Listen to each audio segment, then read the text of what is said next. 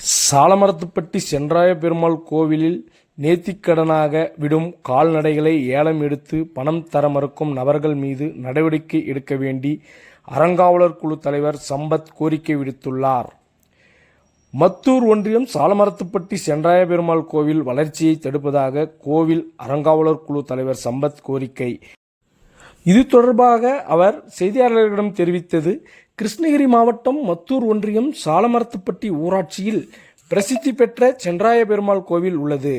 அறநிலைத்துறை பராமரிப்பில் உள்ள இந்த கோவில் 19 ஏக்கர் விவசாய நிலத்தில் அறநிலைத்துறை பராமரித்து வருகின்றனர்.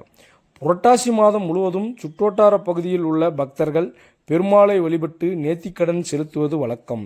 இந்த ஆண்டு புரட்டாசி மாதம் சனிக்கிழமை நாட்களில் நேர்த்திக்கடனாக கோவிலுக்கு நேர்ந்திவிடும் ஆடு, மாடு, கோழி உள்ளிட்ட கால்நடைகளை ஏலம் விட்டு பணம் கோவில் நிர்வாகத்திடம் ஒப்படைக்காமல் ஓலப்பட்டியைச் சேர்ந்த சென்னையன் மற்றும் செந்தில்குமார் ஆகியோர் ஏமாற்றி வருவதாகவும் இதனால் கோவில் வளர்ச்சி முற்றிலும் பாதிக்கப்படுவதாகவும் தெரிவித்தார்.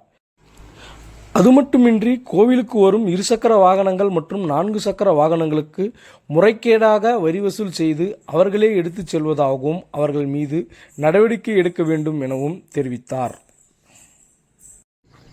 ஆனால் என் பேர் சம்பத்து. நான் இந்த கோயிலுக்கு சென்றாமலை கோயிலுக்கு அறங்காவலர் குழு தலைவராக இருக்கிறேன். இங்கே சென்னையனும் இன்னொருத்தர் என்ன அமமுக சேர்ந்த செந்தில் 2 பேருமே வந்து எந்த ஊருக்காரங்க இடத்தாங்க. ஓலப்பட்டி 2 பேருமே ஓலப்பட்டி தான் இடத்தாங்க.